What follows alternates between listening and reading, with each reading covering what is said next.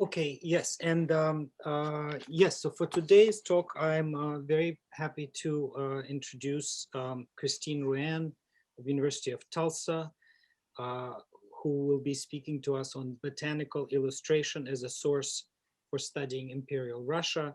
And Christine's собеседник will be Richard Wortman of Columbia University. Please, Christine. Okay, thank you. And I would like to begin by thanking Margaret Shamu and Sarah Dickinson for inviting me to speak at 19V, to Sasha Spitalnik, who has been very helpful in all technical matters, to Richard Wortman for agreeing to be my собеседник, and finally to the Jordan Center. I want to second what Wendy Salmon said last week. This has been an extraordinary forum to have during the pandemic. It's really made me feel connected to the field in ways that I would not have otherwise. And I hope that perhaps we can continue this in some way, shape, or form after the pandemic is finally over. Okay. A few years ago, Val Kivelson and Joan Newberger issued a call for papers for a conference they were organizing on visuality and empire. One of the key questions of the conference was, can images help us to deepen our understanding of the Russian Empire? And if so, how? So this paper today represents my attempt to address this issue. To do that, I will begin with a discussion of the history of botanical illustration in Western Europe and Russia, and then I will offer a case study of Russian apples and how the history of their depiction can tell us something about science, capitalism, and imperialism in Russia. So now I need to share my screen.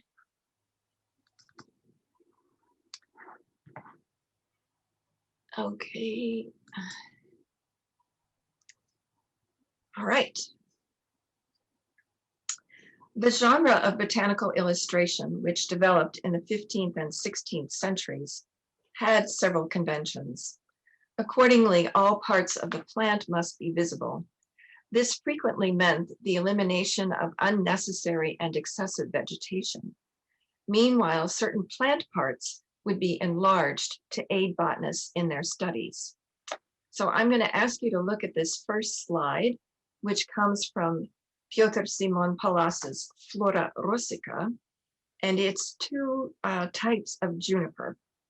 Now, juniper is a bush, and already we can see that the artist has chosen not to represent the bush, but a branch of each of the bushes. And this is represented by this sort of, these kind of jagged cuts here at the bottom. But in addition to that, the artist reveals that he has cut away on both of these branches other vegetation in order to reveal the fullness of what it is, of the branch itself and all of its parts. So particularly in these examples, you can see that the juniper bush is kind of flattened out so that we can see the leaves, the berries, and the branches. Here at the bottom, we have enlargements, first of the leaves, and then over here of a bud of the flower, and then this is how the flower emerges from the leaves. And then finally here in the center, we have a flower and the berries enlarged. Now, this particular enlargement reveals that this is not a real plant because, of course, flowers and berries do not occur at the same time in nature.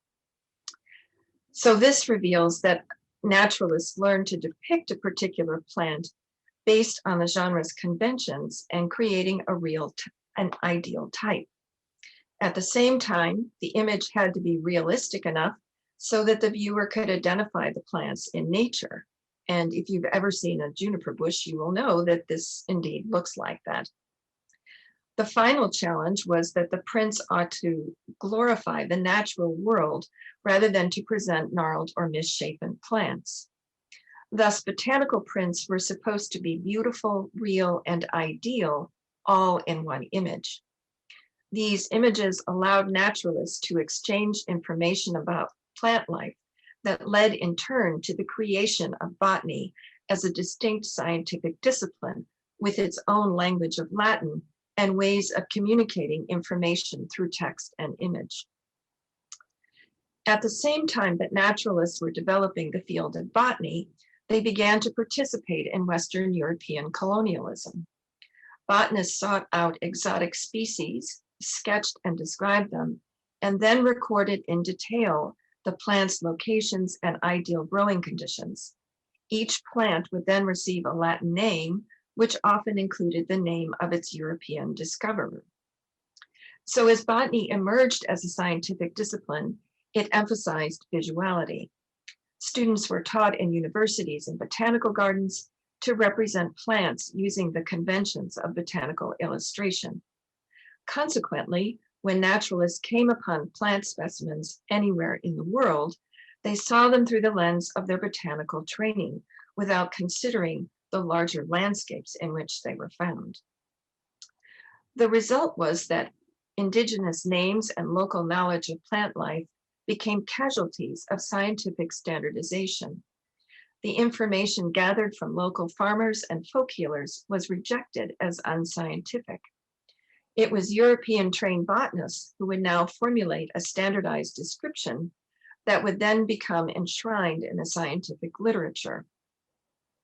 However, botanists' goal of cataloging the world's vegetation had the paradoxical effect of removing plants from the very landscapes and people who nurtured them.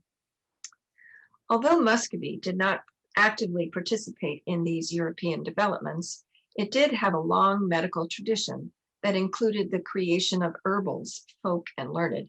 And an herbal is simply a compilation of text and sometimes images of plant life, and particularly those plants that were used in medicine. Most Russian folk herbals have been lost, but those that remain rely primarily upon textual description of what the plants looked like, where they grew, and how they were medically beneficial. The descriptions reveal peasant understandings of the natural world, a place where the Christian God battled with the forces of evil for control. According to this cosmology, each plant had a particular role to play in human life. For instance, apples were associated with fertility, happiness, beauty, and love, while other plants were associated with witchcraft and sorcery. Although most of these herbals have very few images to accompany these descriptions, the art historian Alexandra Ippolitova has analyzed the illustrations that do exist. In the manuscripts she has studied, she has observed that the plants have been placed within a decorative frame, are shown in a landscape, and that different illustrations often depict the same plant in the same way. Thus, Russian folk artists had developed their own genre of botanical illustration and recorded popular understandings of the medicinal and the magical powers of plants. The Russian learned herbals found in the archives tend to be compendiums of information collected from ancient authors and translations of works that came to Muscovy via Germany and Poland. So this is an example that was found in Muscovy, and it comes from the translation of Hortus Sanitatis, which was published in Germany in 1492. Now, this is a manuscript, and this is the drawing that the Russian illustrator included with the article on mint. And as you can see, there's quite a contrast between the Juniper print that I showed you and this one of mint. It's much more schematic, and even though mint leaves do have these ragged edges, a lot of other plants do, and I'm not sure that you could identify this as mint unless you were familiar with the plant already.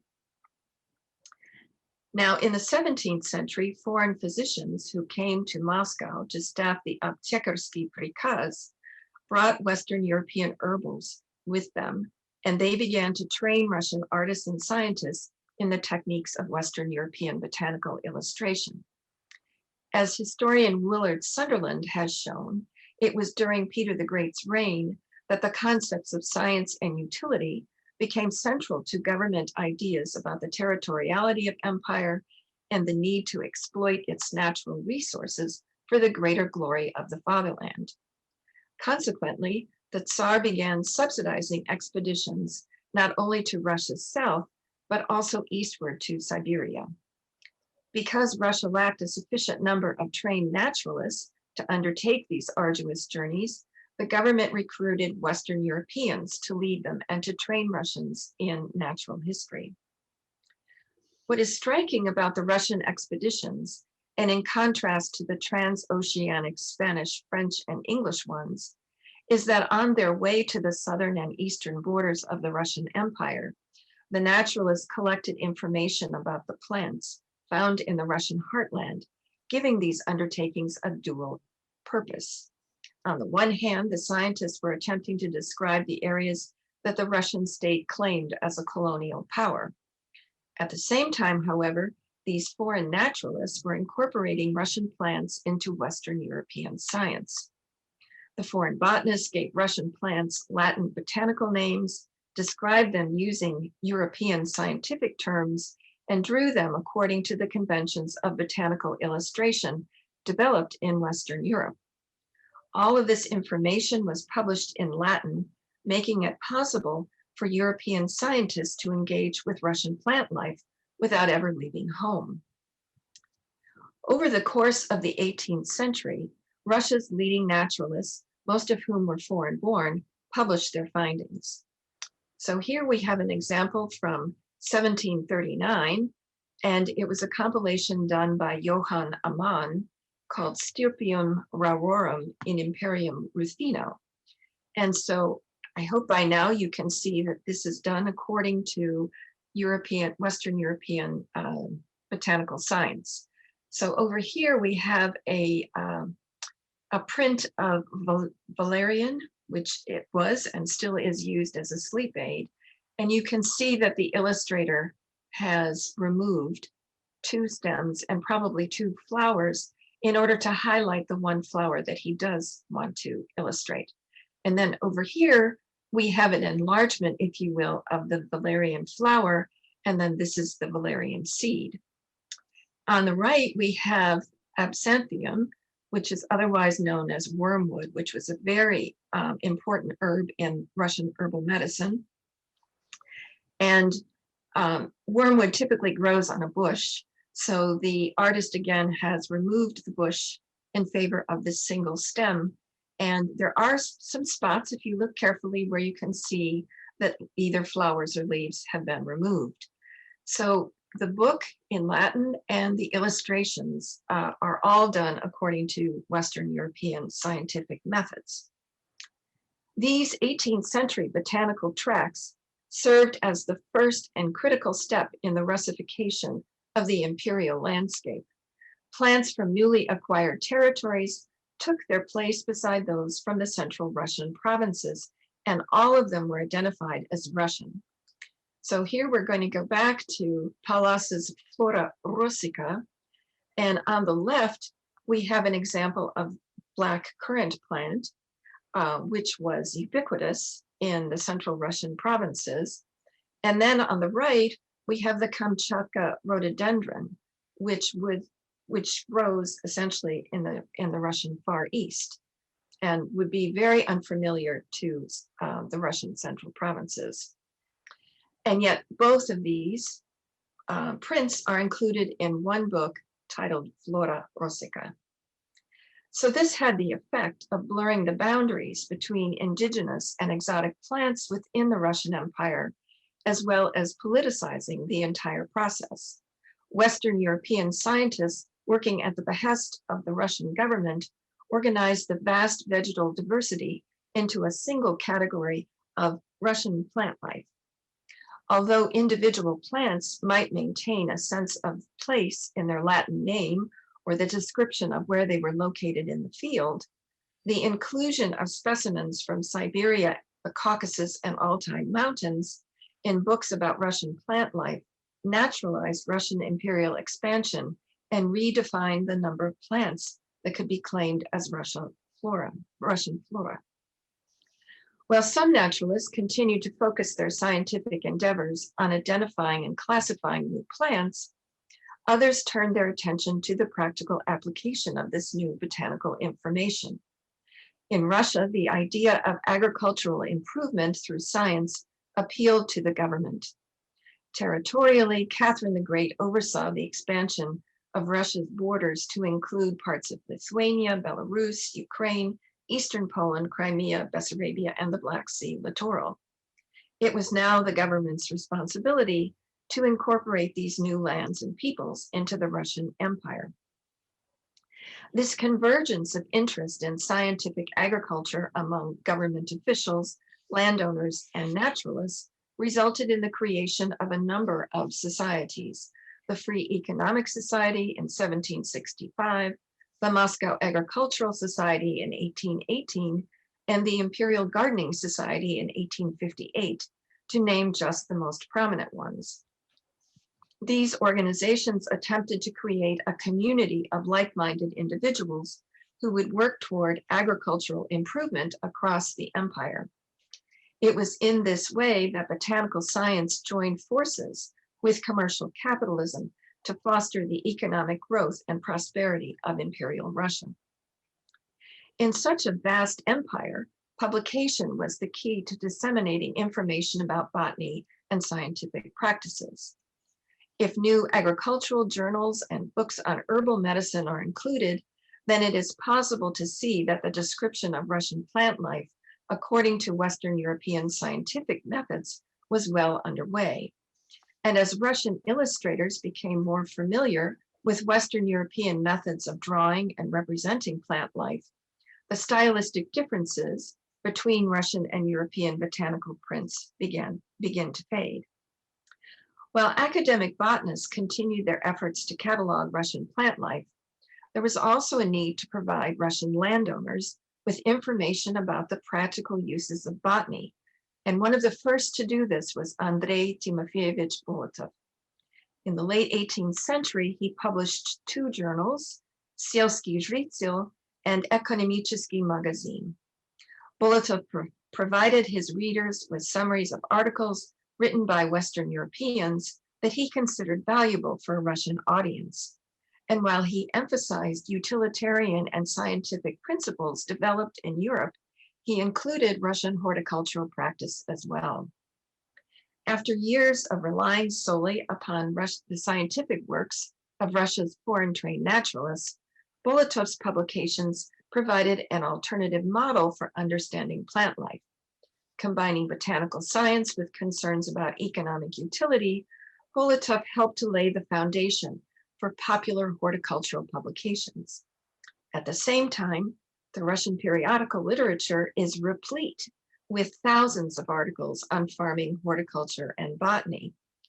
All of this intellectual effort developed into the creation of the new field of agronomy, whose purpose was to publicize and train Russians in scientific farming.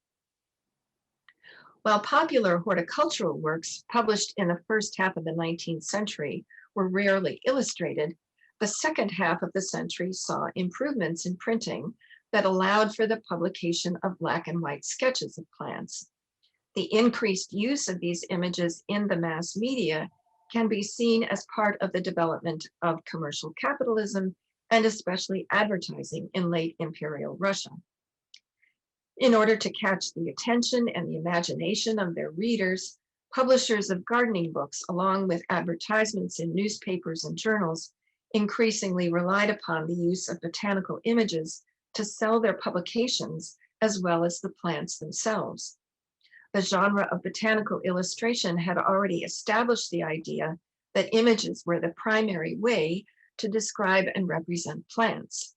Now, with their inclusion in the horticultural literature and the mass media as illustrations, these images were intended to encourage consumer demand for plants and food.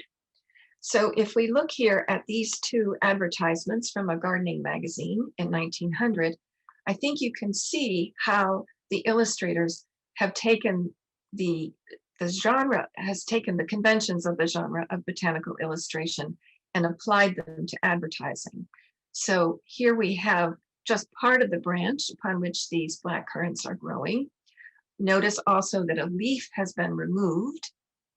And then these leaves have been enlarged so that somebody could identify the plants, presumably. And of course, the berries are huge, again, emphasizing the beauty and the bounty of this particular brand of blackcurrant. And the same is true over here for the pears.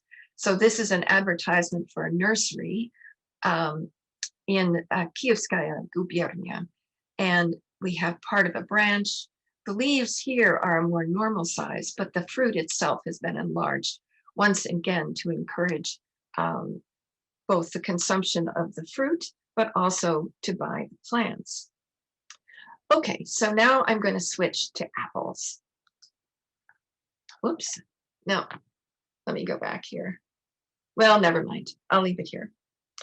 A huge and diverse array of apples grew in the Russian Empire, creating a genuine demand for accurate information to distinguish one variety from another.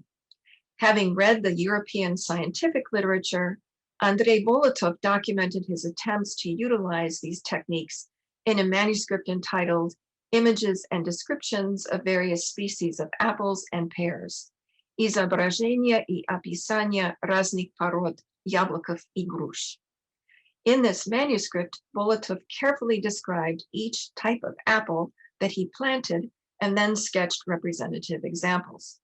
Now, Bolotov's manuscript was not published in his lifetime. It was first published in a gardening journal in the mid-19th century, and then published as an entire work in 1900. And so this 1900 edition included these black and white illustrations taken from Bolotov's watercolors, which of course would have been in color, but they were not able or unwilling to do this. So if you look at this, notice that the emphasis is only on the apple. There are no leaves or branches or anything. And it's to focus on both the shape and the size of the apple, so as a way of trying to identify these in nature. And this becomes a more common way for people who are interested in fruit and illustrating fruit. Sometimes they just include the apple and nothing else.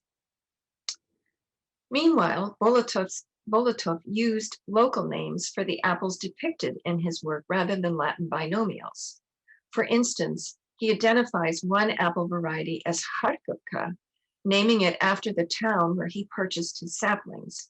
In other locales and marketplaces, he states the same apple was called Titavka, Lipietskaya, Polsiskaya,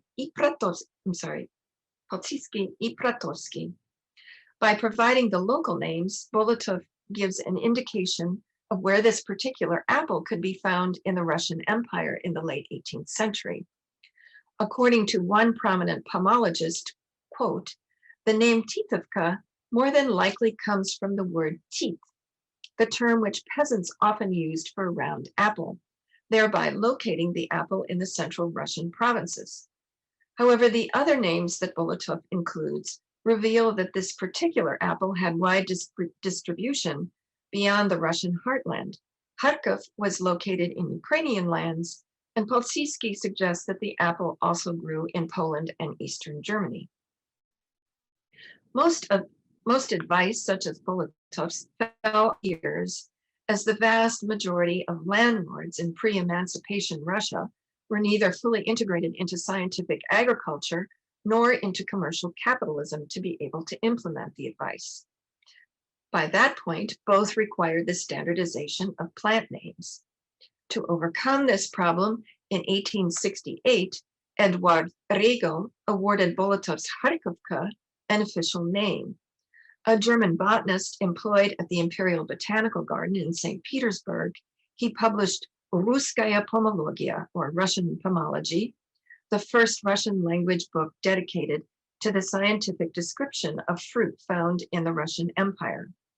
In this work, he provided a single classification system for many of Russia's apples, giving each variety a Latin binomial, describing and illustrating it according to Western European scientific conventions. So here we have one of the illustrations from Russkaya Pomologia. And so oftentimes what botanists will do is they will cut the fruit in half because what they're really interested in are the seeds, which are right here, and the seed pod and the interior structure of, in this case, this apple. So this is what he has done, since his work is really intended for botanists. In the case of Bolotov's Kharkovka, Regel now identified it as Titavka, referring to its folk name. By selecting Titavka as the official name for the variety, Regel chose a Russian name over the local ones in an attempt to create a distinct apple variety for fruit growers. Whether the apple was grown in Central Russia, Ukraine, or Poland, it would now have a Russian name, another step in standardizing commercial fruit production and at the same time integrating the Western borderlands into the empire by russifying the landscape. Regel's attempt to create a uniform classification system for Russian apples failed to garner much attention, in large part due to the collapse of fruit production following the emancipation of the serfs in 1861. Without bounded labor, fruit production became prohibitively expensive, and most landowners gave up, at least for a time. However, as the urban market for foodstuffs grew in the post-emancipation period, and the cost of importing fruit remained high, government officials, agronomists, and landowners saw the potential for developing a commercial fruit industry. This interest in expanding fruit production led to the creation of a new horticultural society in 1891. Modeling themselves after European and American trade associations, Russian fruit growers insisted that they required an organization that could articulate their needs directly to the Russian government. They began meeting informally at first, but a few years later, they received a government charter to form the Imperial Fruit Growers Society, Imperatorskoye Rossiyskoye Общество Плодоводства, or IROP, as I will call it. In 1894, IROP hosted an international meeting of fruit growers in Petersburg. The exhibition reminded the Russian delegates of the problems still facing the fruit industry, particularly compared to its European and American counterparts. They focused on the, quote, exceptionally mixed kaleidoscope of synonyms for Russian fruit varieties and the need for a single standardized name. They also bemoaned the lack of good nursery stock to promote fruit growing in all corners of the Russian Empire. And finally, the exhibition revealed a lack of Russian handbooks that would answer questions about how to grow healthy trees and maximize their harvest. To address these deficiencies, IROP decided to publish just such a handbook. Because the new society did not have money of its own for such an undertaking, it applied to the government for a subsidy of 18,000 rubles, which it received. Thus, from the very beginning, Atlas Plodov, as the handbook was called, was a joint effort of government officials, botanists, and fruit growers. It took IROP several years to publish Atlas Plodov. The chief stumbling block was which of the hundreds of varieties that grew in the Russian Empire to include in the volume. In the end, the Atlas compilers selected 100 different varieties of apples as the best suited for commercial cultivation. And there were also some pears and cherries and some berries, but the book is primarily focused on apples.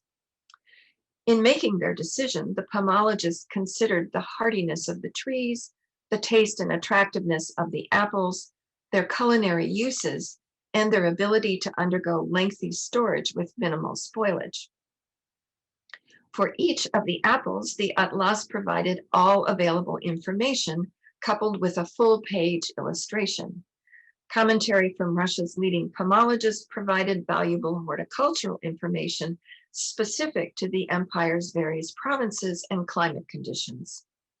Now, since a survey of all the apples in the Atlas is not possible, an analysis of the top 2 apples chosen for their potential in commercial production, the Titavka and the Antonovka, will reveal the interconnectedness of botany, capitalism, and empire in the development of the Russian apple industry in 1906. There are 3 illustrations of the Titavka, one chromolithograph, and 2 black and white drawings. Grebnitsky, the editor of the Atlas, prepared the chromolithograph from a photograph taken of one of the best Titavkas growing in a garden in Samisha, Lipelsky Uyezd, Vitebskaya gubernia. The black and white sketch of the large apple on the left was done after Grebnitsky cut open the specimen for Samisha. And obviously, again, this is the information that the botanists want. He drew the last picture using a Titavka that he found in a garden in Lusky, Uyezd, Peterburgskaya gubernia. Thus, even the images of the Titavka quickly reveal that this apple grew particularly well on Russia's northern and western borderlands, territories that had only become part of the Russian Empire in the 18th century. The chromolithograph represents the highest standards of Western European botanical illustration. Except for the Cyrillic at the bottom of the page, the print is comparable to those found in Western European publications in the early 20th century. The apple is depicted on a branch, which is right here, which has been cut away from the tree, and the angled cut at the bottom left indicates another branch that was removed to prevent it from obscuring what Grebnitsky wanted his viewers to see. The leaves in the print are as they would appear in nature, deeply veined and with a few insect holes. The dark green foliage only enhances the yellow, orange, and red coloring typical of the Titavka. There are no bruises or holes in the apple, making it a perfect specimen. This single image of the Titavka invites a whole series of sensory responses on the part of viewers.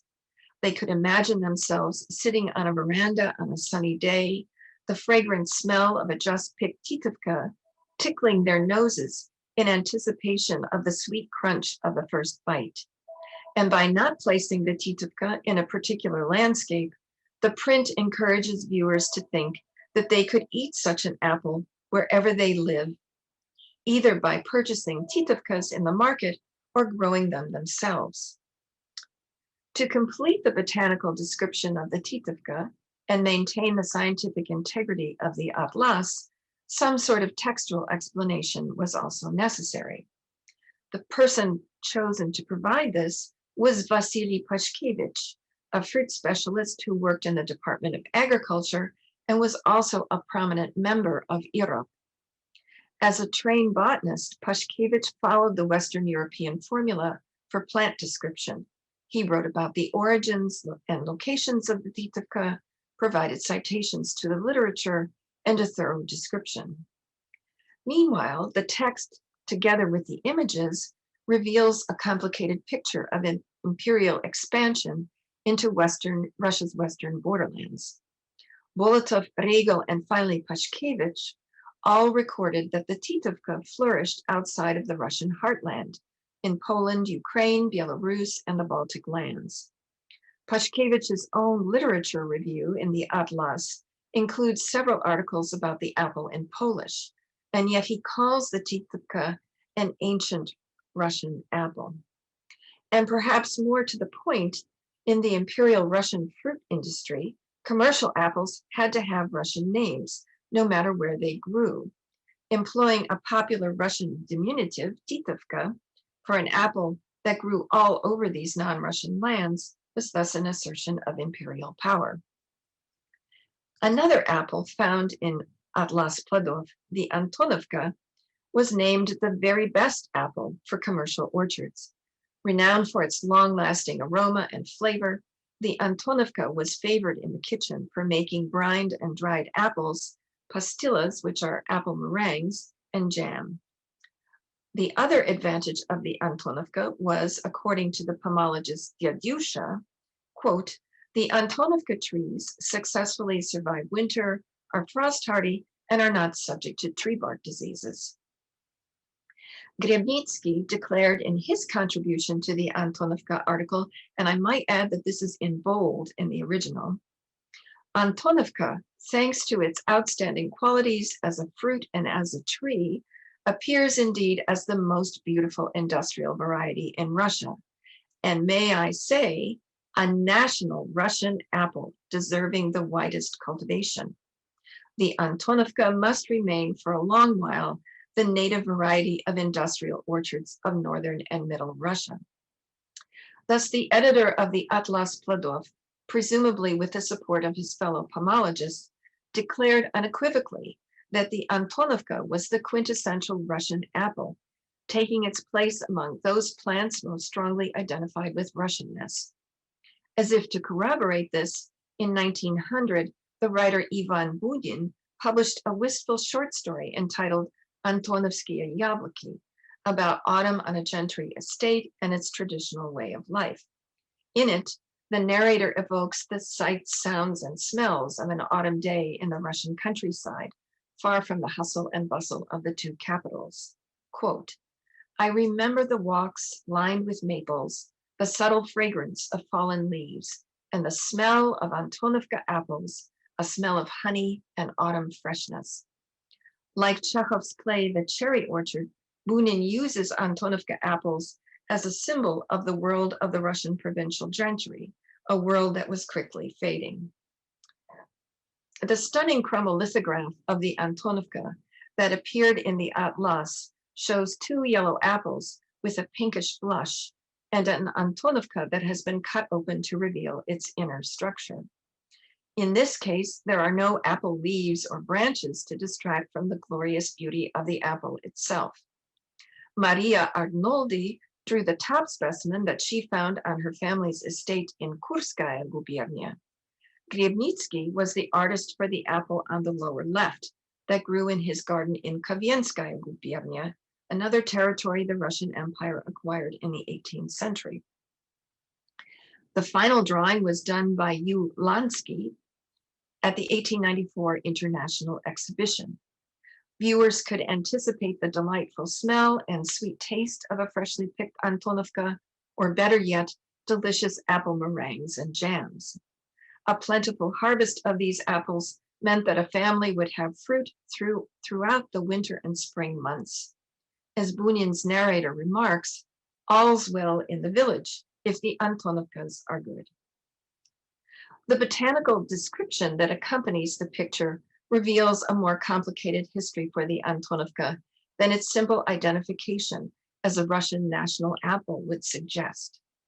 The origins of the Antonovka are unknown, although the city of Kursk has claimed it as their native apple. Nikolai Krasnoglazov, a Moscow nurseryman, was the first to identify the variety in 1848, which is why there is no description or image of it in Bolotov's writings. How the name came to be is not clear. Krasnoglazov reports that his grandfather brought the apple to Tula, where it was called Dukhovnaya and Krasnoglazovskaya. From Tula, Nikolai's father brought it to Moscow, and when large numbers of the same trees were later sent to Ukraine, they were already called Antonovka, another diminutive evoking a folksy Russian identity, like Titavka. At the same time, however, Dyadyusha, in his literature review, reveals that the apple grew in the Baltic lands, where it was called Rishskaya, in Poland, where it was called Antonowka Kamienieczka, and in Germany, where it was called Posarts Nalivia. The names once again reveal that the apple grew well outside of the Russian heartland, especially in the Western borderlands and even Central Europe. Thus, to claim the Antonovka as a national Russian apple, as the pomologists do in Atlas Plodov, was another act in the Russification of the imperial landscape. Based on nothing except rumors about its origins, the pomologists declared that the Antonovka was the very best variety to support commercial fruit growing, while serving as an expression of Russian national identity at the same time. As I have tried to show, botanical prints then are more than just pretty pictures or objective scientific documents. They are an important source that allows scholars to see and interpret complex forces such as science, capitalism, and imperial power in new ways. Both in Western Europe and Russia, botanical prints changed the way scientists saw the natural world. Rather than seeing vegetation as part of an extensive ecosystem, the genre of botanical illustration focused on ideal images of individual plants, eliminating local knowledge in favor of a European scientific worldview. As capitalism became increasingly reliant upon advertising to encourage consumption, botanical prints began to appear in both the horticultural literature and the mass media. And as so often happens when commercial capitalism combines with colonial ambition, this attempt to create a Russian fruit industry led to the loss of local fruit varieties in favor of standardized commercial ones, and to the russification of the landscapes in which the apples grew. Each time a grower planted an orchard of what had now been defined and named as a Russian apple tree, no matter where it was located, the soil and the surrounding landscape became more firmly embedded in the Russian Empire. Consequently, botanical prints were one of the tools that government officials, scientists, and growers used to reimagine large tracts of the Eurasian landmass into an Imperial Russian landscape. And while this article has employed images of apples alone, in my opinion, it would behoove scholars to undertake the study of other botanical prints. Like all material objects, these images have a fascinating and complex history, and with careful analysis, they can provide us with an excellent opportunity to explore Russian views of the natural world and Russians' place in it. Thank you.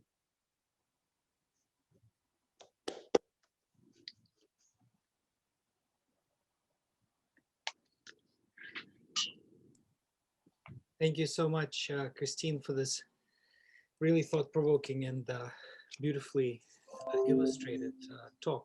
I would like to pass the baton now to Richard Wortman for comments, please. Thank you. I'm very grateful to read this report and comment on it. I found it fascinating and original, and I learned an enormous amount. I should say a word why I agreed to talk on a subject so far from my center of my research. And it's because for several reasons. And that is one of the reasons is that when I was first doing some research on explorations in the 18th century and the expeditions, I noticed that on many of the expeditions, they brought a 18th and early 19th century, they brought a botanist, or that the leader like Paulus engaged in botany itself. And I did not really understand why these people who were ethnographers primarily were interested so much in botany. But that was part of the mindset at the time.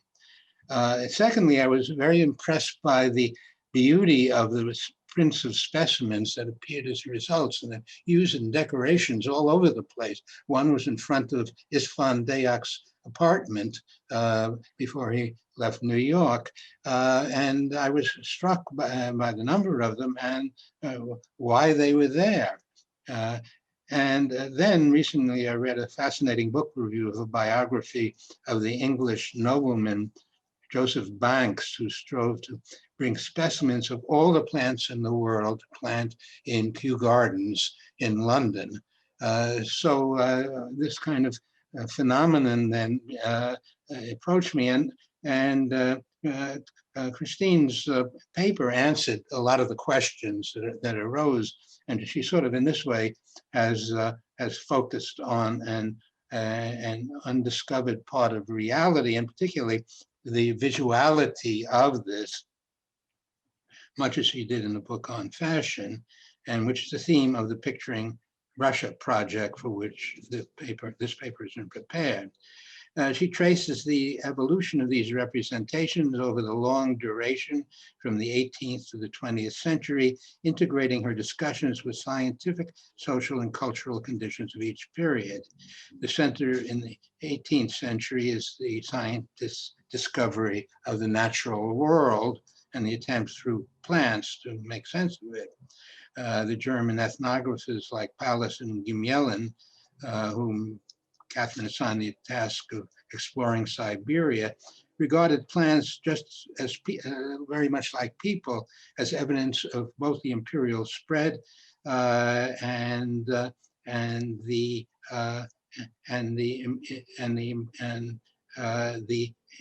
the sense of the life of the ethnographic life that they were describing, and each produced illustrations or accompanied by botanists who did. Botany emphasized visuality, she concludes, and I think this the presentation brings that out. Now, she does also mention a bit about the medicine in the early period, but she did not touch on something that she did touch on her article in the festtrip for Gary Marker, and that is that this was continuing into the early 19th century, and that there were different books, the Flora, the Travniki, Lechevniki pamphlets that covered the empire. And Peter Goffman, a German doctor who emigrated to Russia, published a collection of medicinal plants in 1797 and individual pamphlets. So this continued into the early 19th century with what she describes as stunning illustration. And I would have liked to have seen those. Now, I also want to point out larger issues in terms of Catherine's expansion, imperial expansion, and otherwise, her social ideas, her social policies, and yes, her scenario. The cultivation of plants and gardens was her means to extend enlightenment to the states of the provincial nobility, to spread what John Randolph in his book, The House in the Garden, was a civic ideal.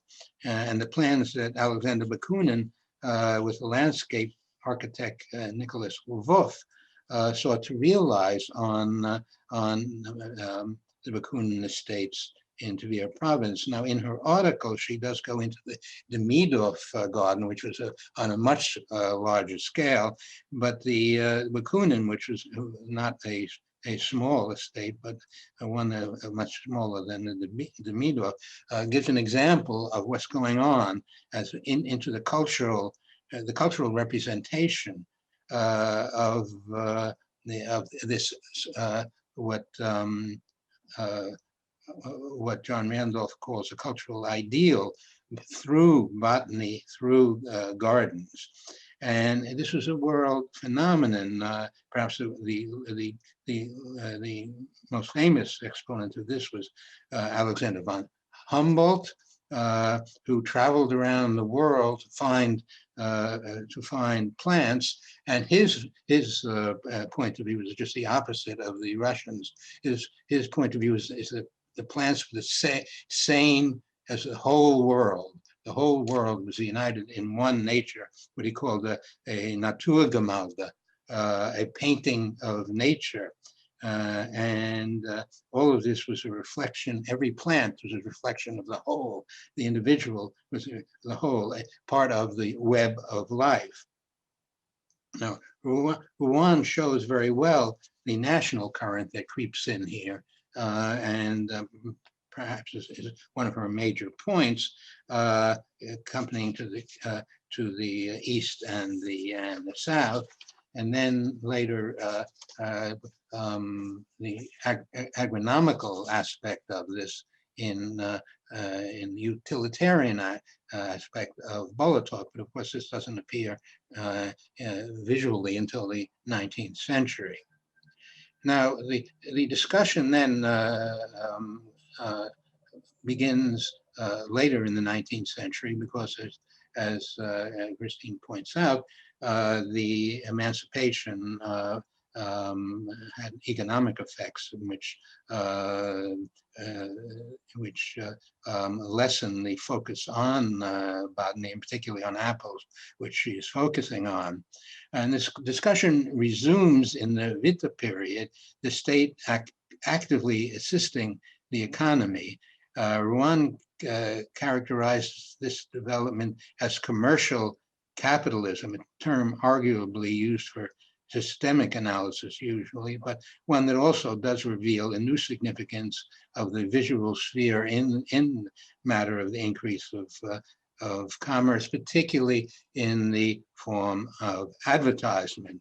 Her discussion of the collaboration between commercial apple growers and their organization, agronomists and state support, I think is an important contribution to the literature. Now, I would also want to situate this in ideology and policy, because the late 19th century is a time when this becomes even more explicit. This elaborated in the atlas that's put out.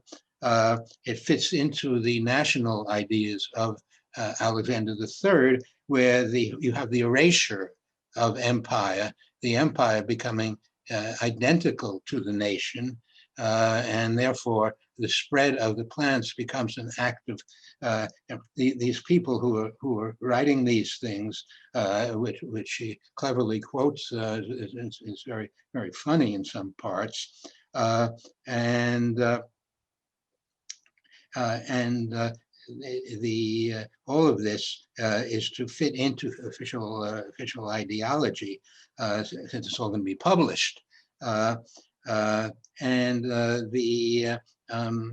then she brings down to everyday life and application, and her account ranges from the sardonic and critical about the claims of distinctiveness to lyrical evocations of the luscious visual images produced by the daguerreotype. So this is a genuine tour de force. I was gripped by this, and even I found the apples appealing, though I don't like apples. No, so I really learned a lot, and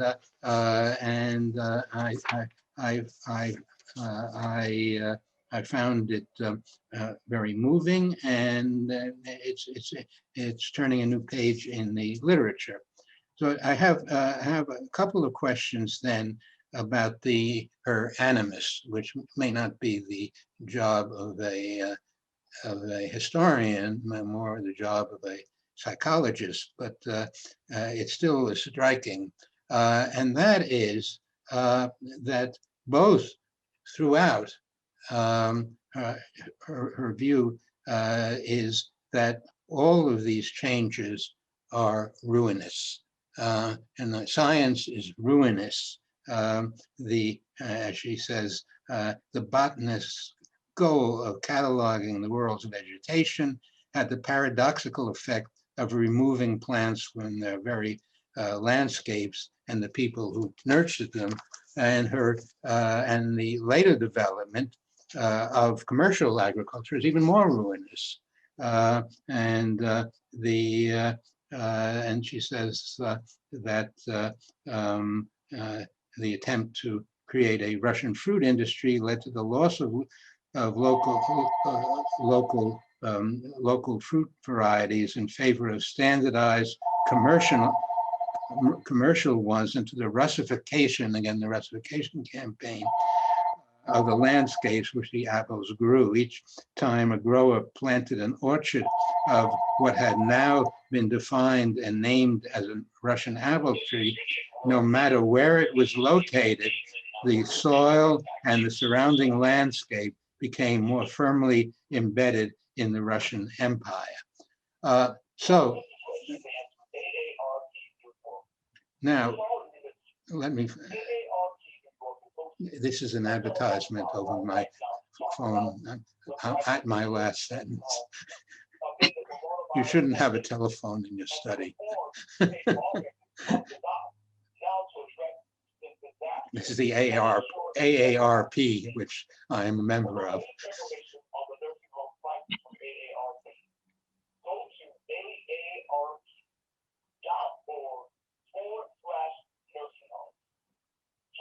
Good timing. Okay, so both the scientific and the aesthetic emerge something like ruses concealing processes of devastation. We end with a kind of Rousseauist or more pertinently Foucauldian discourse identifying the baleful consequences of representation. Representation is kind of one of the henchmen in this process of discussion. And I wonder whether this tendency will emerge elsewhere in this Zbornik picturing Russia. Will picturing Russia be a description of destruction and waste due to the intervention of scientists and artists? In other words, I don't know whether Chris is a believer in the hunter-gatherers or a peasant society, but this comes out as a not very concealed subject. Now, I would ask, so I would conclude by asking finally whether this is an accurate characterization of a thought and not a caricature, and more important, whether what I would like to know is whether this study is part of a larger project on her part. Thank you.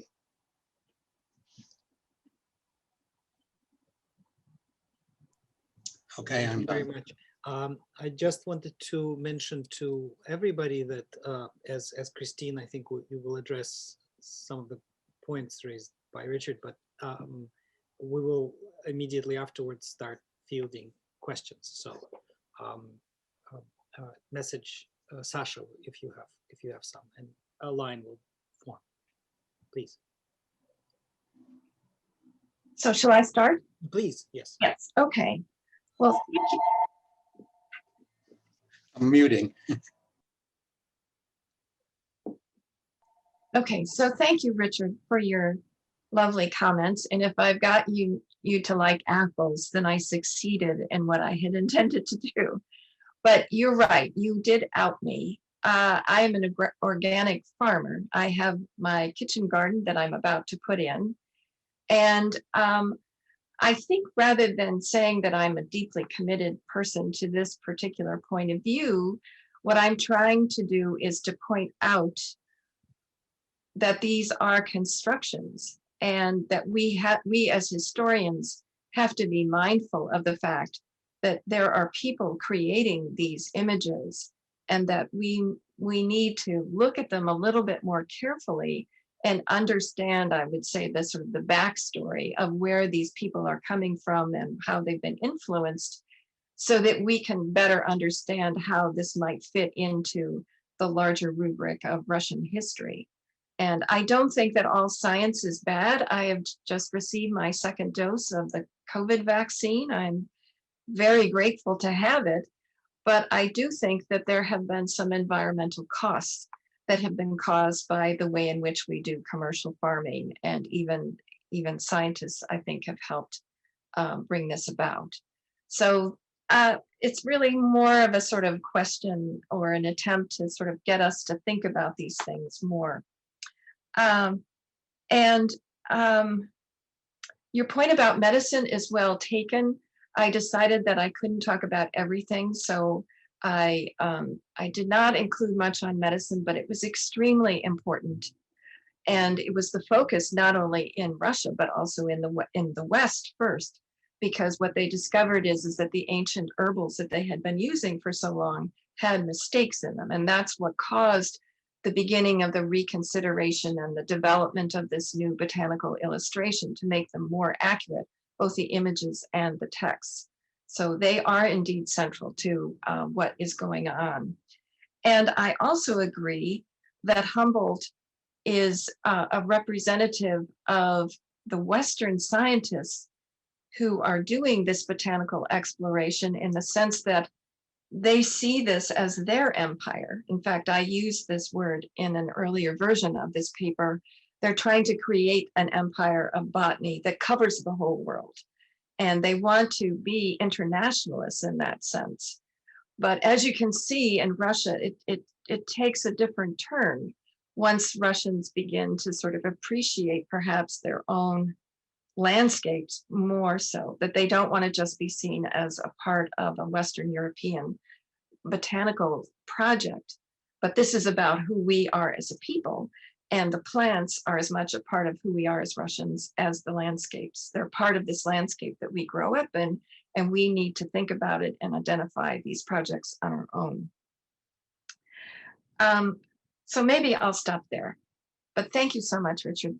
I really appreciate what you said.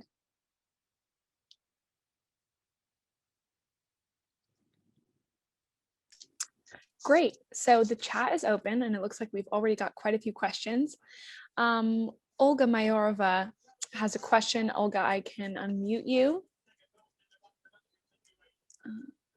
Go. There we go. Okay, thank you very much.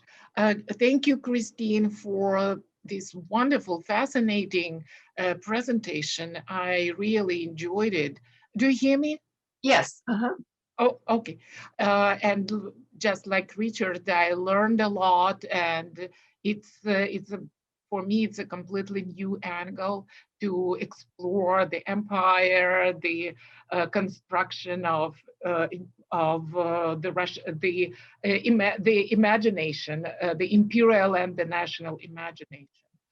A couple of questions that not to challenge or to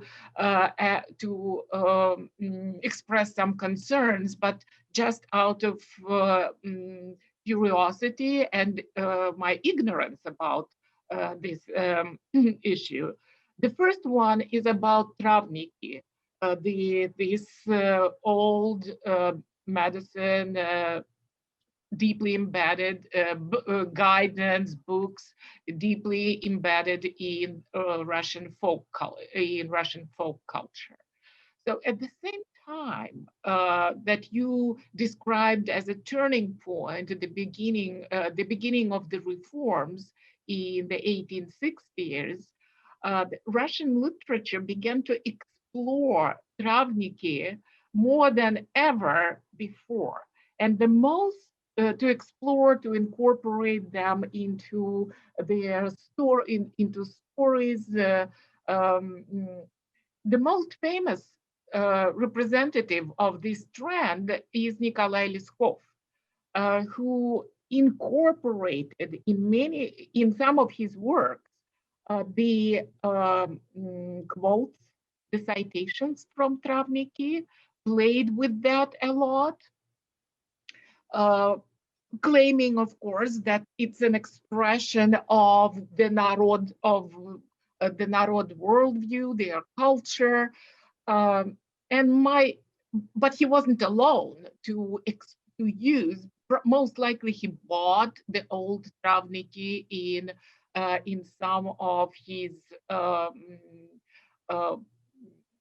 trips to bookstores, to book flea markets, but the way he used them was to claim that there is a deeply embedded Russian tradition of vision plans that had nothing to do with the empire, with the vision of empire. So it was a kind of the entire image of plants, especially medicine, the medical plants, the plants that can heal you, what focused only on the Russian central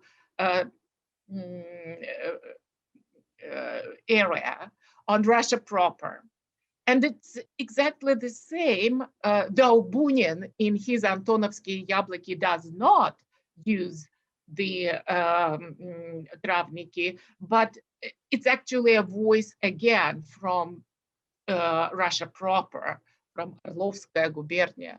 So my question is about this trend, basically represented by Liskov. Do you see any other signs of the rise in a larger context of the rise of Russian folklore studies? Do you see any signs of the rise of this cultivation of travniki and manipulation with them in order to offer an alternative construct of Russianness in a broader context, beyond those writers that I know about, from your perspective? So in my view, it's a dialogue of more of the efforts to construct empire with the efforts to construct the nation. In the reform era. And another question is, in what language all these, I understand that most of these sources were produced not in Russian, probably, or at least in the 18th century and in the early 19th century. But if some of the reference books and the illustrations, with the illustrations were produced in Russian, did they use Ruski or Rossiyski when they talked about the plants? And again, thank you very much for your fascinating and very eye-opening presentation. Okay, thank you. So about travniki, what I would say, so I'm working on, to answer Richard's question first, I am working on a project on kitchen gardening in Russia. And so I'm quite aware of, I'm trying to sort of sort out the sources of some of this agricultural practice. And what I would say to you is that the Narodny tradition that is contained in the travniki persists into the 19th century. And it's not just there, but you have peasants who, only plant certain crops on this day and harvest them on that day, and that's influenced by the church and sometimes by the older non-Slavic traditions. And that persists into the 19th century. And it goes on at the same time that you have this scientific discourse, scientific agriculture, which is not supposed to do that. You're supposed to plant peas when the soil temperature is right, and not because it's the saint day of the saint who you use to plant peas by. So it is, in literature, it's a dialogue. I would say in the fields themselves, it's a fight over whether scientific agriculture is going to win or whether it's the folk horticultural practices that will win. Eventually, I think they come to meet in the middle and they integrate themselves into something that is used beyond the 19th century. But no, I would say that the travniki are important, and people use them in different ways. I think painters also pay attention when they put in flowers in the background or even weeds or grass. Oftentimes when I look at the paintings from the 19th century, I notice that they're using herbal plants. And that knowledge was common knowledge in the 19th century. I mean, even educated Russians knew what plants you would use to, we would want to have around in case somebody got sick or something like that. So I hope that answers your question. And then I don't know what the book said about either Ruski or Rossiyski. I'm sorry. The tradition of starting to publish these herbals and floras in the 19th century, it begins in the very late 18th century. If you notice that Palas included the Latin name and a Russian name for them. He also included indigenous names from where these plants came from, and sometimes the names in Polish or something like that. And that continues into the 19th century, so that Latin kind of drops out of the picture. I haven't done a persistent study of it, but I would say by the middle of the 19th century, these books are being written in Russian and will simply use Latin binomials, but otherwise the text is in Russian and not in Latin anymore. So that information is becoming more available to those people who've never studied Latin. So it's a way in which there's a kind of expansion of a learned understanding of plants that is growing over the course of the 19th century. Okay. Thank you. Great. We have a question from Anastasia Fedotova. Anastasia, I'll go ahead and ask you to unmute.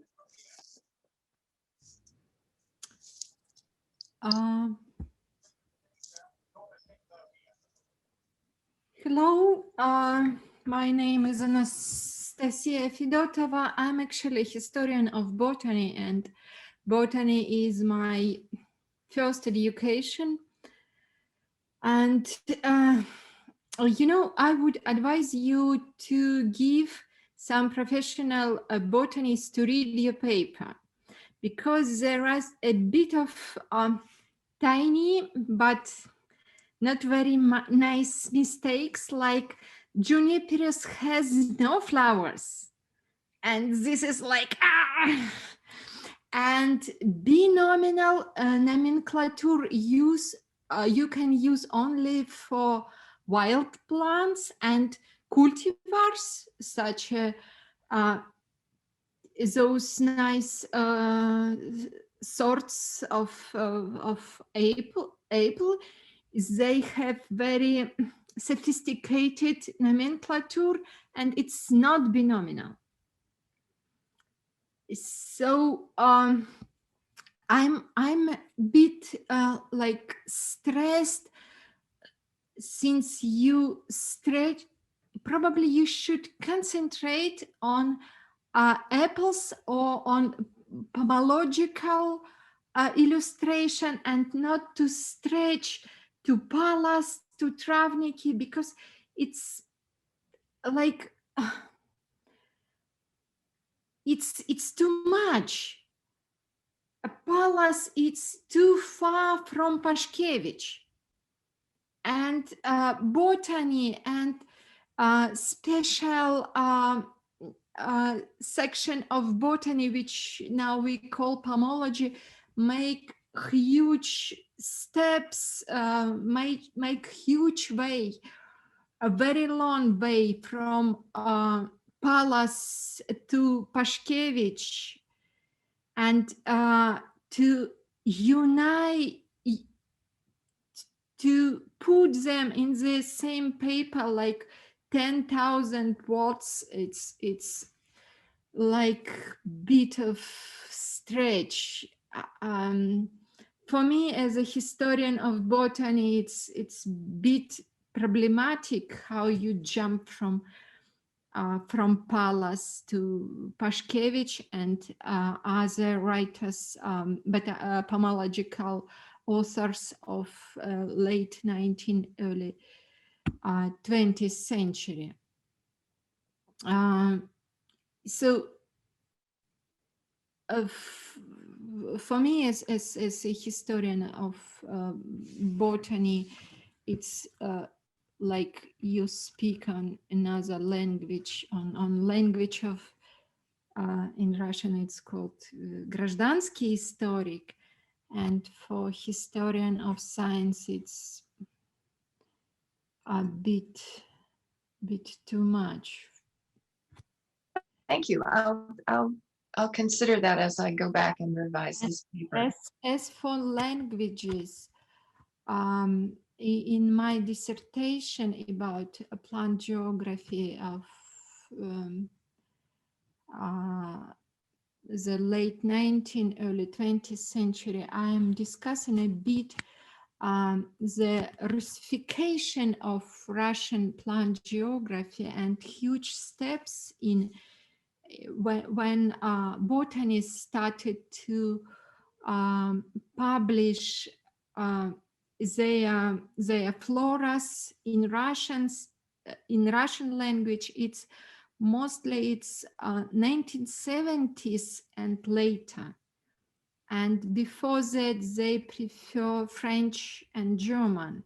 And before that was Latin. So between Latin and Russian, there were also German and French. Thank you. And if you're interested, I could help you with some probably specific details. So Pashkevich and others, they are like my names, very close to my heart. Thank you. And we have a question from Anna Lolua. Mr. Wortman was mentioning that botanists were accompanied by ethnographers, but he did not then elaborate more on it, or I did not hear it maybe. Could you please explain why they worked together? Yes, it was the government that was interested in learning more about the plant life, the geology. I mean, it was in these expeditions were intended to be sort of all-encompassing ways of providing information back to the capital about the land that they were interested in acquiring or had already acquired. And so that's why the botanists were along. This was very, very common. So in Western European empires, such as the Spanish, the French, and the English, botanists were central to what it was that they did when they were in sort of the second wave of people who came and established what the crown had just acquired, what the colonial power had just acquired, and how could they utilize that information. And we have a question from Elise Wirtschafter. Elise, I can ask you to unmute. There. Hi, Chris. Thank you so much. It was a great paper. It's great to see you.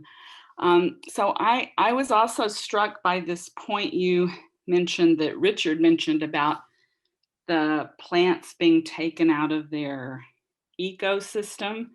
And it resonates in so many ways. And it occurred to me that, you know, when we're studying society, we're talking about how people move from the household and locality to identifying with society, you know, and we have this, and then there's the movement from magic to reason and science. And this seems to, you know, the material you're working with, the understanding of plants, I mean, that seems to fit with this process of going from the immediate environment to ever larger spheres of activity. And I'm just wondering, this is something maybe you and Brad should put your heads together on this, right? Because it connects with the development of the public sphere in the 18th century.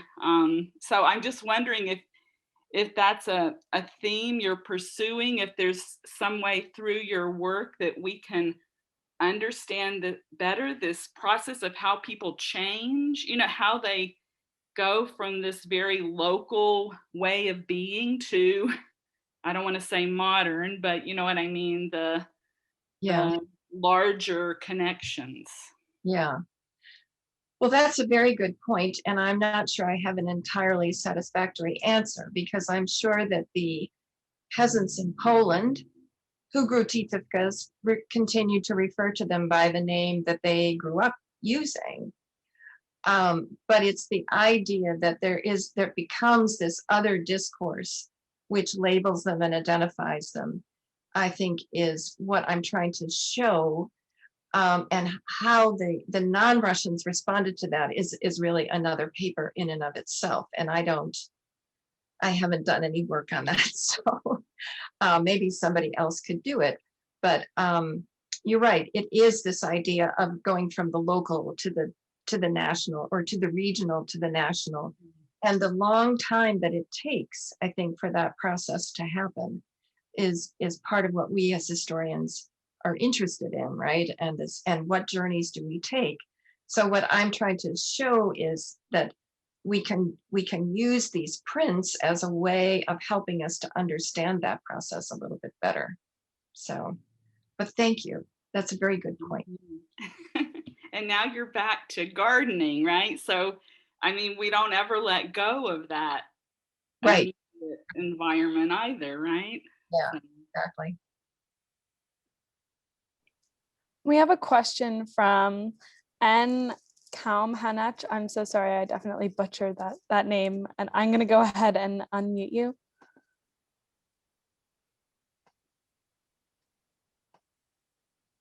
I think you can hear me now. Thanks. Don't worry about butchering my name. I think you have a name similar. I would probably butcher it too. This was a fascinating talk, so thank you so much for presenting this. There's so many rich veins to sort of consider. What my question is just kind of a sort of simple. It's more like a thinking point, and I do have a question at the end of it, where it's really interesting to look at how those illustrations of apples become part of sort of embedded within gardening magazines, which comes, enters into your home. So there's certainly a sort of middle class flair to it. And I wonder two things. One is, have you looked at how in the United States this was also going on, the sort of national identity around apples, and sort of looked at it as a comparative model at all? Because it is very curious, as I was watching yours, just the overlap. And then the other thing is, would you ever consider using something like digital humanities to map out where these apples are originating from and where they're growing them in sort of plantation form and where they're traveling to, just to sort of see, is there sort of a theme about the sort of movement of these crops and the consumption of them over time? Okay, thank you.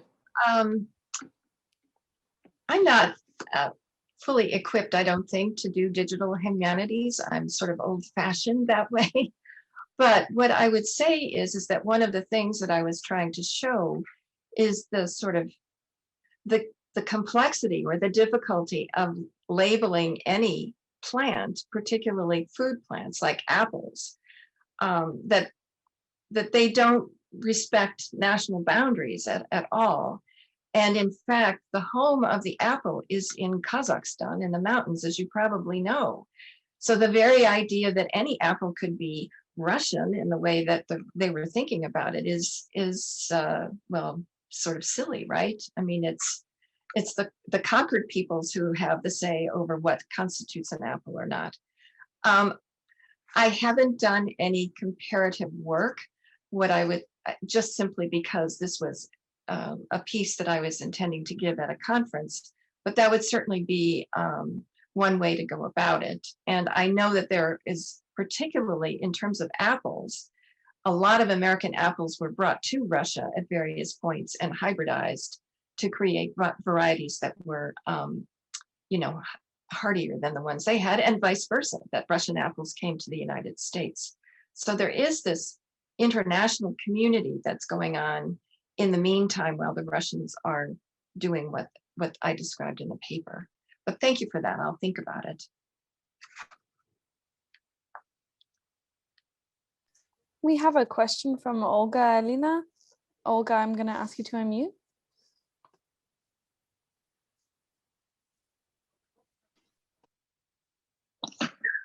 Hello, everybody.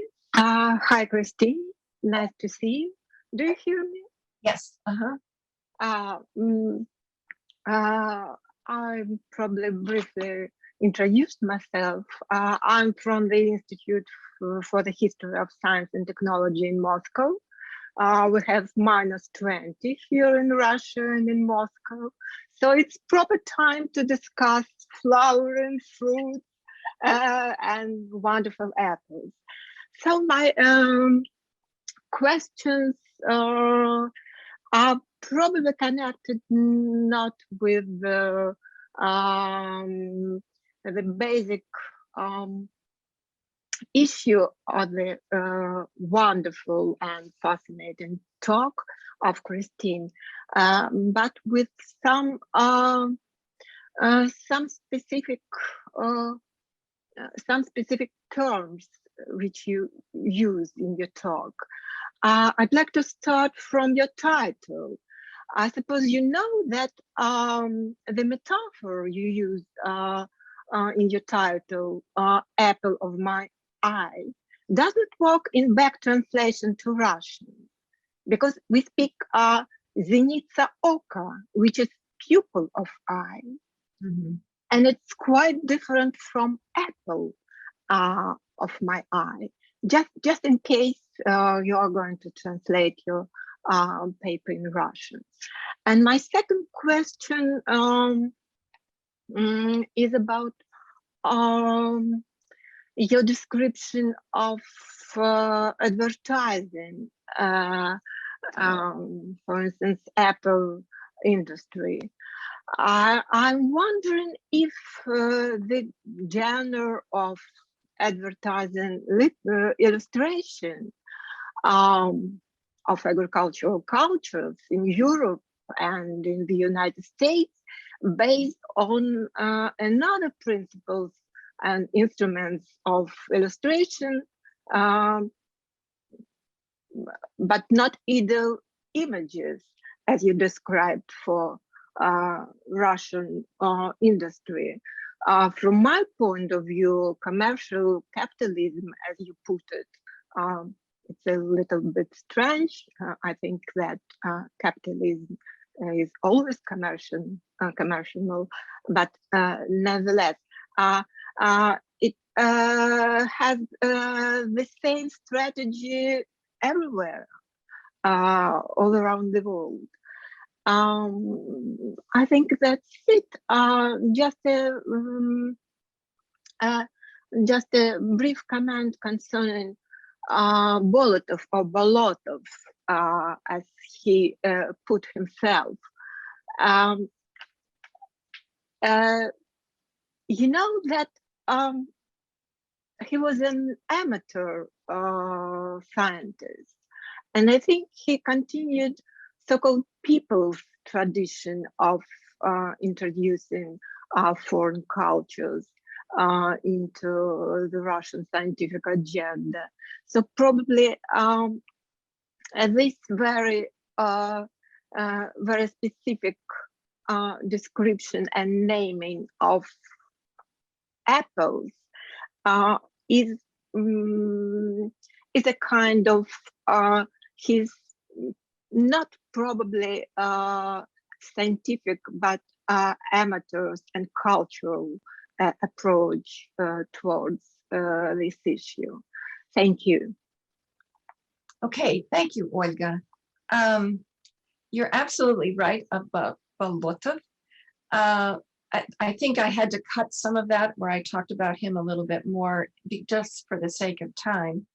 And he is this fascinating amateur scientist. So he's not a trained botanist in the way some of these other people are, but yet he tries to bring that information to the Russians. He's this wonderful sort of, we call it transmission belt of scientific knowledge to Russia. And I'm always impressed by what he has to say and how he combines both Russian praxis and the scientific approach just to try and help his fellow landowners get to have better yields from whatever it is that they're growing. So you're absolutely right about him, and he is really a central figure in this story.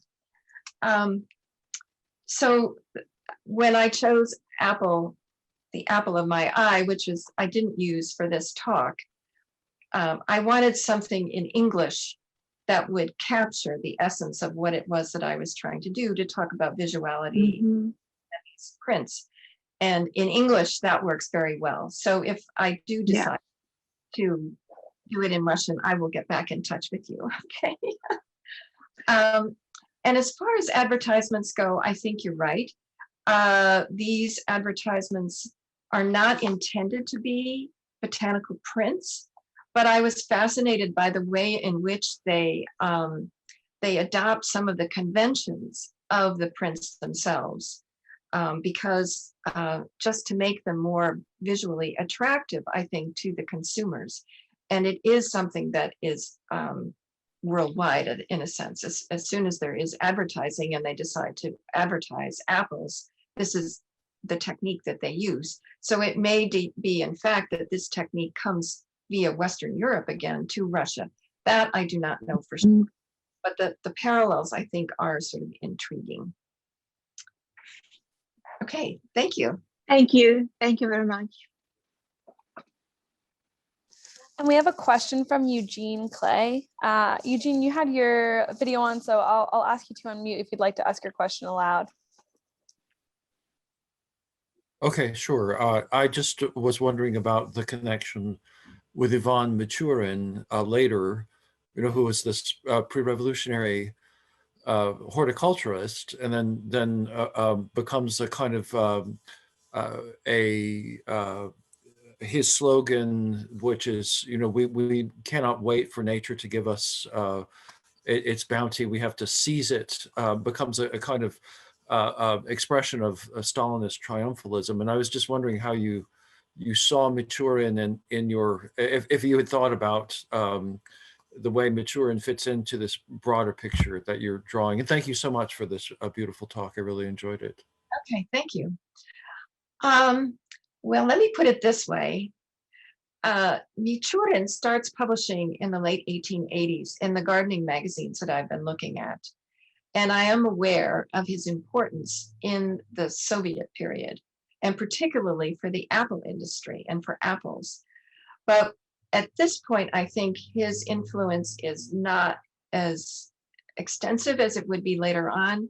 And what I think happens, and some of the historians of science can perhaps help me here, is that the Russians have to become comfortable with hybridization. And that really doesn't occur until after the period in which I'm writing about. So this is why certain apples are important now. Now, the Antonovka, I know, remains the classic Russian apple.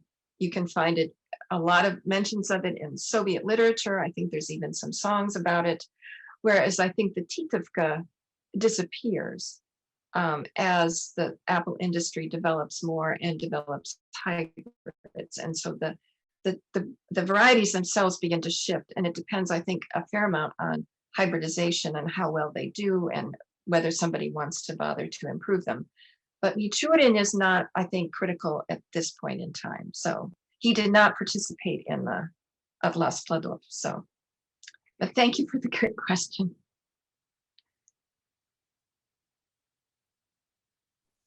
Okay, and we have a question from Sergei Bogatyrev.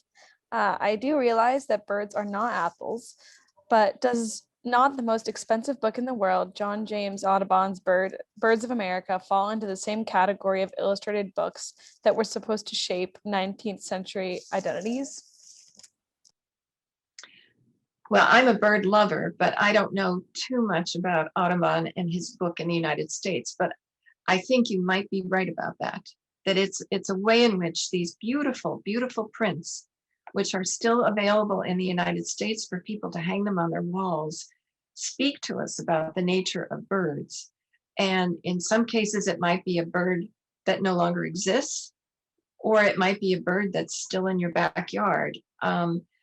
These images have this kind of power because they are so beautiful, and they are intent upon evoking the beautiful in our lives. And I think that's why they do have this power. And you're right, it's not just apples, but lots of plants and birds and animals of all sorts. Thank you. And we have a question from Louise Hardiman. Louise, I'll ask you to unmute.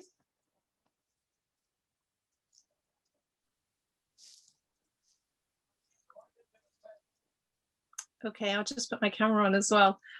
Thank you, this was really wonderful. I have put my question in the chat as well with a comment, which is a plug a little bit for a chapter that Katya Heath is writing about plants and diplomacy, which I think is an interesting topic with regard to the connections between people like Joseph Banks and the Russian, the imperial family.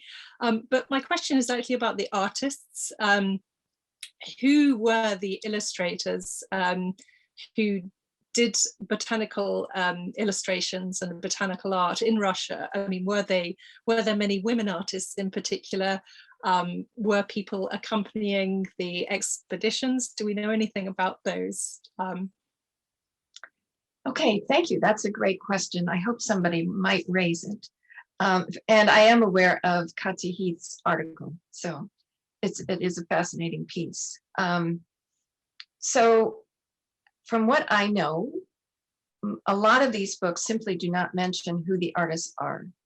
And so what I can tell you is that in some cases, the botanists themselves do the drawings. So for instance, Grevninsky did many of the illustrations that I showed you from the Atlas Pladov, and those were his that he did.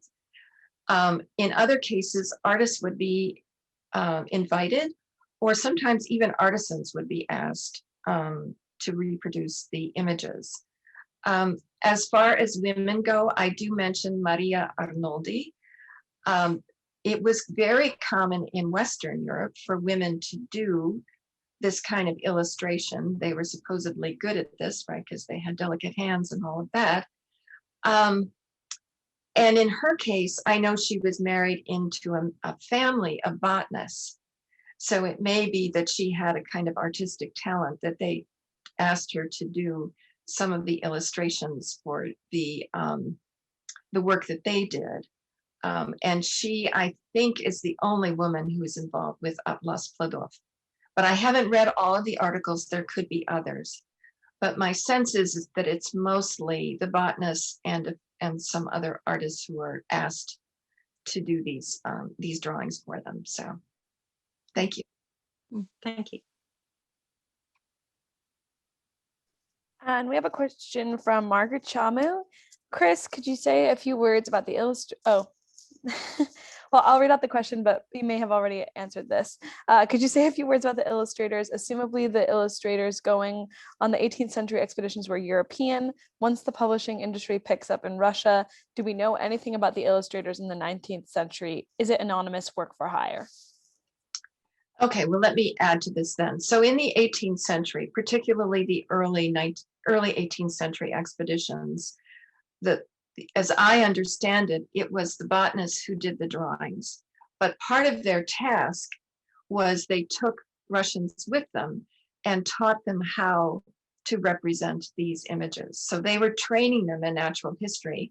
And part of that training was to be how to draw botanical drawings or, rocks or whatever it is that they were charged with doing. So that's the way it worked for a while. And then I think by the end of the 18th century, Russia is beginning to develop its own set of Russian illustrators for botanical books.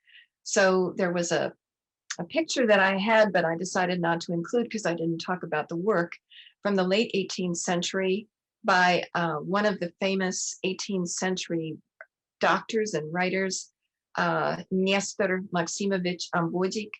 And he has a book of herbal medicine that includes pictures of these plants. And he identifies at the very beginning that these were drawn by Russians. And that's the first reference I've seen to actually having Russian illustrators involved with one of these major works.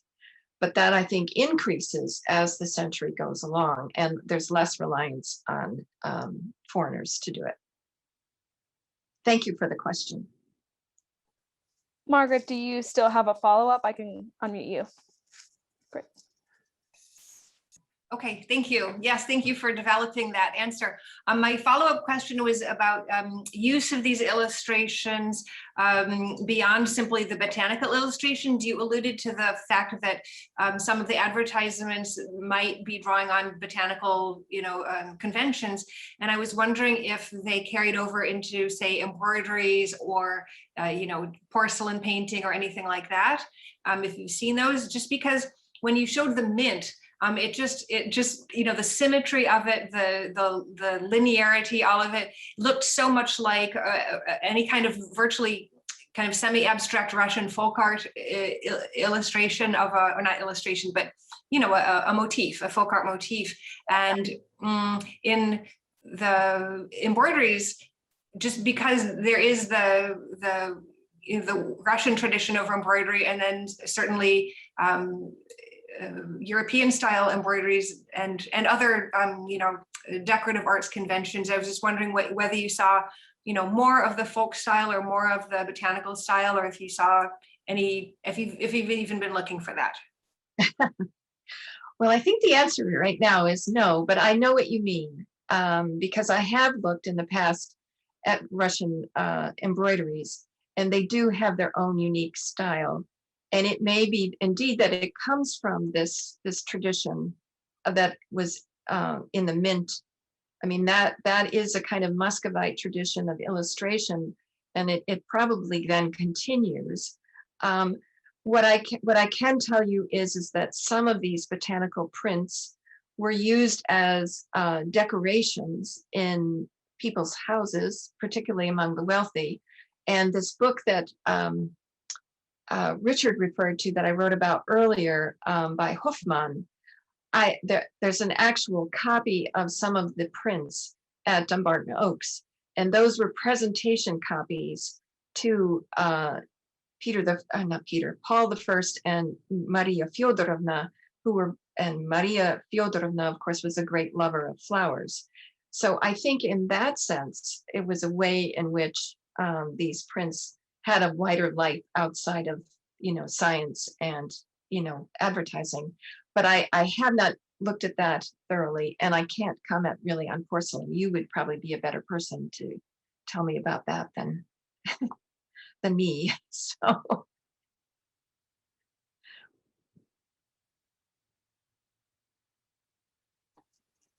Okay, any other questions?